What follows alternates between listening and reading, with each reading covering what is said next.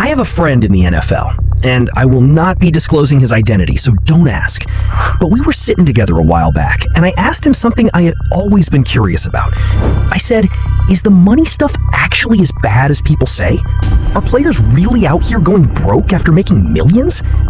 And he looked at me, and I want to say he laughed, but it was the kind of laugh where you could tell it wasn't really funny to him. And he said, and I'm paraphrasing here, he said, it's worse than what people say. And the crazy part is, most of them see it coming and still can't stop it. I think the number was something like 85% of NFL players go bankrupt within X amount of years after retirement. That conversation stayed with me for a long time, and I went and did the research, and what I found genuinely shocked me. Not because the stories were surprising, but because of how predictable they were.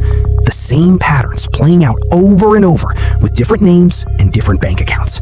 And today, I'm going to break down exactly what those patterns are, because I think if more people understood this, players included, the numbers would look very different. Let's get into it. Nobody even really knew that was going to happen to football players. It was kind of a thing that they thought about with boxers. The numbers first.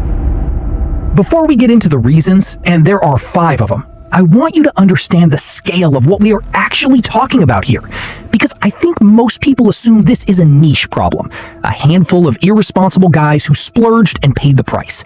And that is not what the data says at all. I think the number was something like 85% of NFL players go bankrupt within X amount of years after retirement. Sports Illustrated ran a piece on this that produced one of the most cited statistics in sports. That athletes make so much money, they in a very short period of time, and then they lose it all. 78% of NFL players face serious financial hardship or bankruptcy within just 2 years of leaving the game. 2 years, not 20, 2. Now, there's a separate academic study from the National Bureau of Economic Research that found 16% of NFL players formally file for bankruptcy within 12 years of retirement. And that number, 16%, might sound less alarming until you consider that the overall bankruptcy rate for Americans in the same age group is around 1.8%. NFL players go bankrupt at nearly 9 times the rate of the general population. And here is the part that really stuck with me. The researchers found that how much you earned and how long you played made almost no difference to your bankruptcy risk. A player who made $30 million and played for 10 years was roughly just as likely to go broke as a player who made $3 million and played for 3 years. The money didn't protect them, which means the problem was never really about the money. So then what is it actually about? This money, you're 20. When you're 55, how much money are you gonna have left? Reason number 1, the window is shorter than you think. Let me start with the one that I think people genuinely don't grasp until you actually do the math in front of them. The average NFL career lasts 3.3 years. That is not a typo. 3.3 years. Running backs average even less, 2.57 seasons. Think about that. The most physically punished position in football has an average career shorter than most college degrees. Nobody even really knew that was going to happen to football players. Now here is where the math gets uncomfortable. Let's say you get drafted at 22.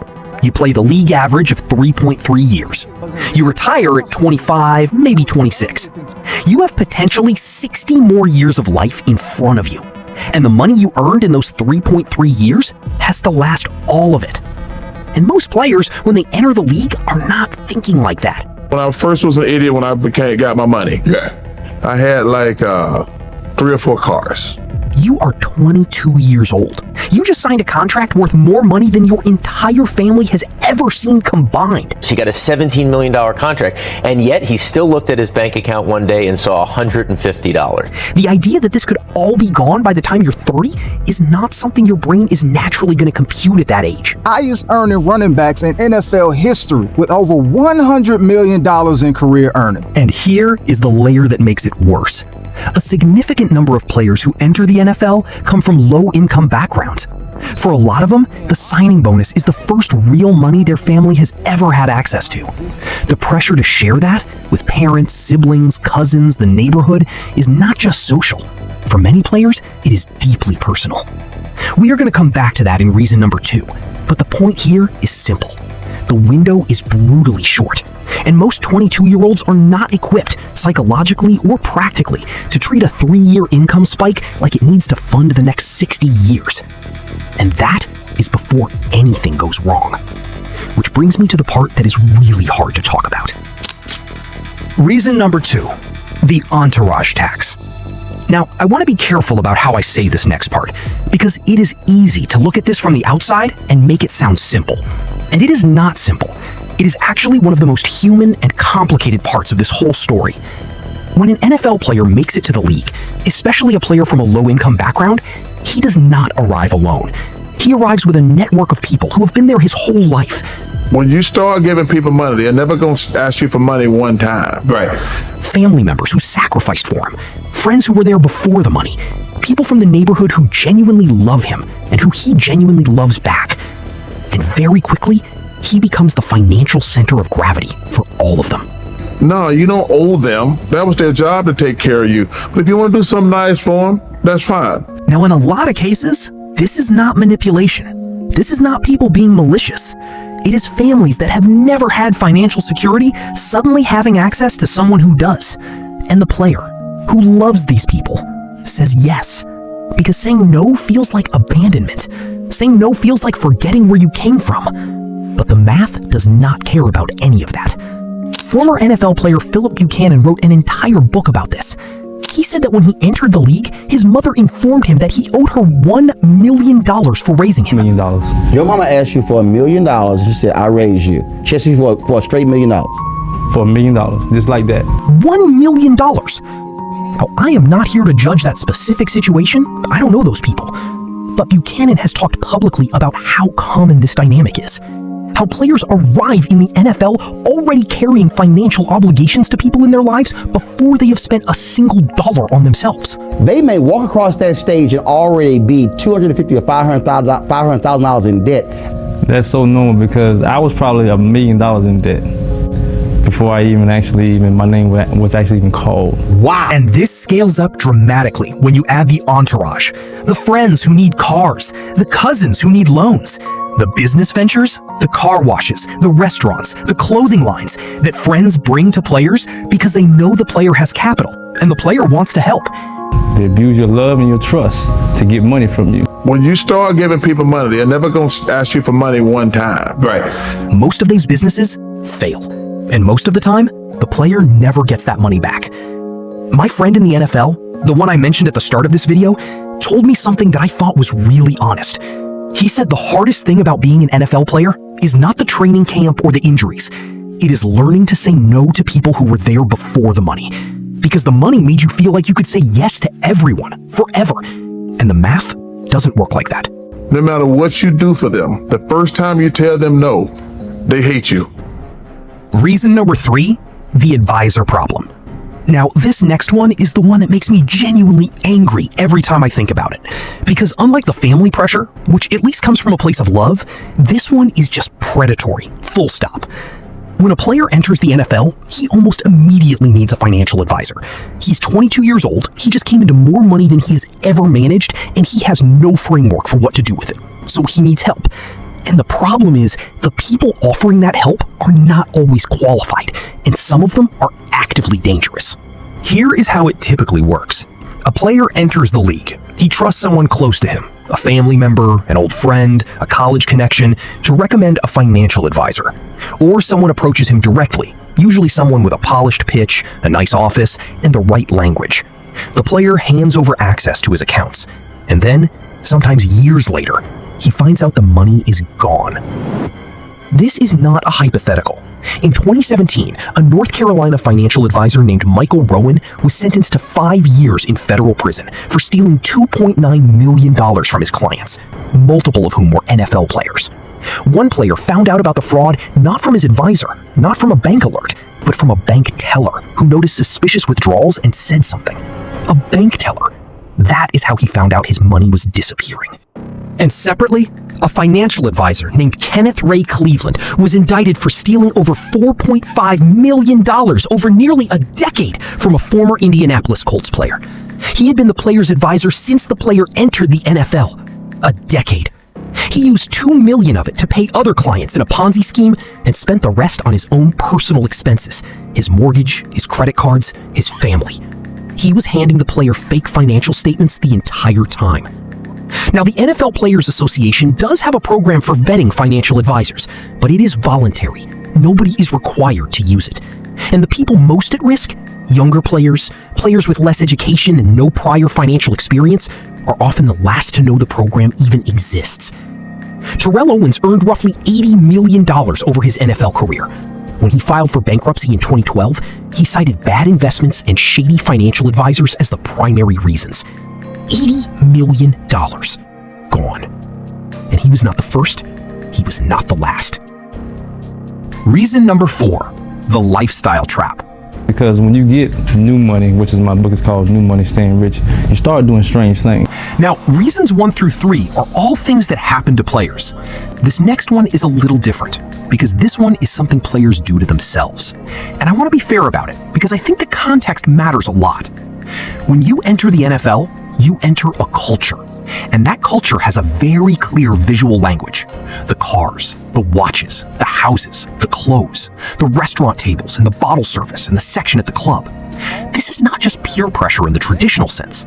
This is the entire environment you are surrounded by. When I first was an idiot, when I got my money, I had like 3 or 4 cars.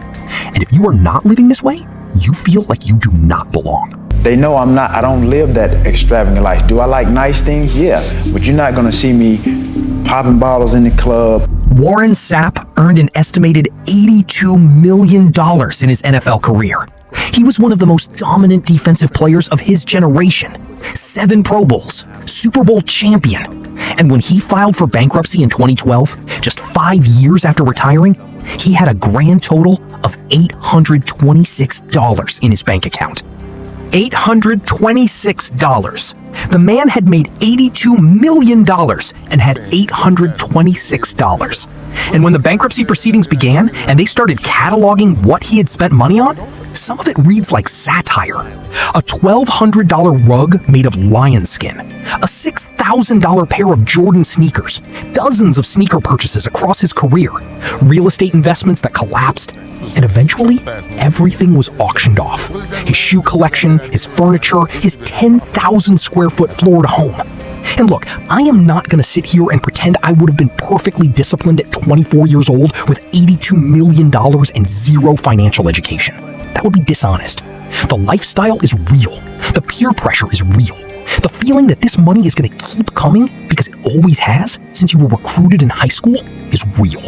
But here is the thing about Sapp's story specifically. He was warned. I think he should be banned from the NFL. I think the crime should be stupidity. He had financial advisors telling him to slow down. He had people in his life who saw what was happening. And the spending still didn't stop. Because the lifestyle had become the identity. And you cannot just tell someone to give up their identity. You have to replace it with something else. And most NFL players are not given that replacement before they need it. Vince Young is another one. He earned about $40 million over his career. He was spending roughly $5,000 a week, every week, at the Cheesecake Factory alone. I am going to let that number sit for a second. $5,000 a week at the Cheesecake Factory. His financial advisor described it as spending money faster than he was making it. He filed for bankruptcy in 2014 with assets of under $1 million and liabilities over $10 million. Reason number 5. Nobody prepares them for the day it ends. And this last reason is the one that I think ties all the others together. Because all 4 of the things I just described, the short window, the entourage, the bad advisors, the lifestyle, all of them are made dramatically worse by this one thing. Nobody prepares NFL players for the day their career ends. And I mean that in the most literal sense possible. The focus from the moment a player enters the league is on football. Playbooks, film sessions, training, conditioning. The entire infrastructure of an NFL organization is built around one thing: winning football games. Financial literacy, second career planning, psychological preparation for retirement, these are afterthoughts at best. And then, one day, sometimes without warning, sometimes because of an injury, sometimes just because the team decided to move on, it is over. And the player is 27, maybe 28 years old. He has been in football since he was 8 years old. It is the only professional identity he has ever had. The structure, the routine, the brotherhood, the locker room, the purpose, all of it disappears on the same day the paychecks stop. And what often happens next is that players spend money to fill that void. The lifestyle continues because stopping feels like admitting it is really over. The entourage is still around because the social status still exists, even if the income doesn't. And the savings that were supposed to last 60 years start draining in real time. The NFLPA does run financial education programs, boot camps, seminars, a financial helpline, and there has been genuine progress in recent years. More players are engaging with these resources than ever before. But the issue is structural. You cannot fix a cultural and psychological problem with a seminar. You have to change how players think about money before the money arrives. And right now, the system is not built to do that. Chuck Noll, the legendary Steelers coach, used to tell his players, do not wait until the day after you retire to ask yourself what comes next. Ask it now. Ask it every year, because the day it ends comes faster than you think. And when it does, the only thing between you and the statistics is what you built before it happened. So let me bring all 5 of these together. The short window, the entourage tax, the advisor problem, the lifestyle trap, and the total absence of preparation for what comes after. These are not 5 separate problems. They are one problem with 5 faces. And the core of that problem is this. The NFL takes 22-year-olds, who in many cases have never had financial security, gives them more money than they know what to do with, surrounds them with a culture that incentivizes spending, and then releases them back into the world with very little scaffolding. And I want to be clear, this is not me saying these players are irresponsible or unintelligent. I genuinely do not believe that. The research backs me up on it. The NBER study found that education level and career earnings made almost no difference to bankruptcy rates. This is a system problem as much as it is an individual one. Because I have my own answer to that question, but I want to hear yours first. If this video hit differently than you expected, if you learned something that surprised you, you already know what to do. And if you want to make sure you do not miss the next one, the subscribe button is right there. We are building something here, and I appreciate every single one of you who is along for it. Now, I want to hear from you on this, and specifically, I want to know 2 things. First, if you could give one piece of advice to a player entering the NFL tomorrow, what would it be? Drop it in the comments. I am genuinely curious, and I will be reading every single one. And second, and this is the one I have been sitting with since that conversation with my friend, do you think the NFL as an institution is doing enough to fix this? Or is there a version of this where the league actually benefits from players spending freely, staying visible, staying flashy, because that is part of the product they are selling?